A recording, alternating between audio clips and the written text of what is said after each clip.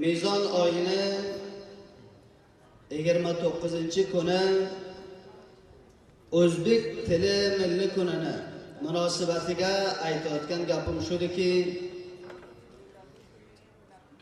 nihoyat xursandman, xushholman va minglarcha hamd ulug' Tengri Taologa bizlarni inson xalq qildi va ba'dan bayon, so'zlashlik, gapirish bizlarga o'rgatdi.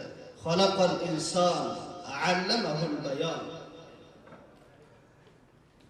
Hurmatli azizlar, o'zimiz o'zbek, otamiz o'zbek, ajdodimiz o'zbek va ko'shish qilishligimiz kerakki, nasli zurriyamizda ham o'zbek tarbiya qilinsa. Hadaf nima?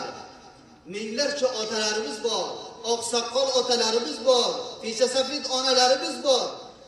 Qat'an boshqa tilni bilmaydi. Dinni qaysi unvonga bizda boyat o'shalarga eshittirsak.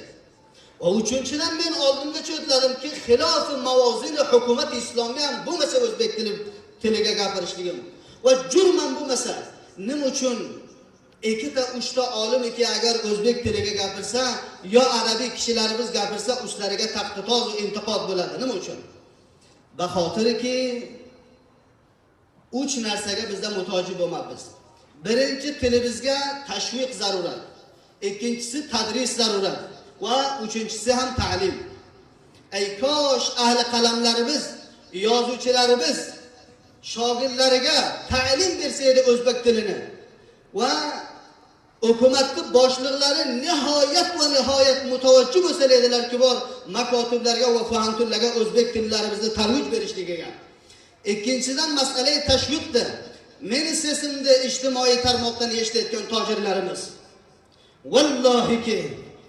vallahi qasam ichaman, bir shoir adib inog'amizni ko'rdim. Aytdilarki, men 3 ta kitob bitirman, tavonoyim yo'qki, shuni men sapqiga deysam va chopqiga deysam, tavaga bergi deysam.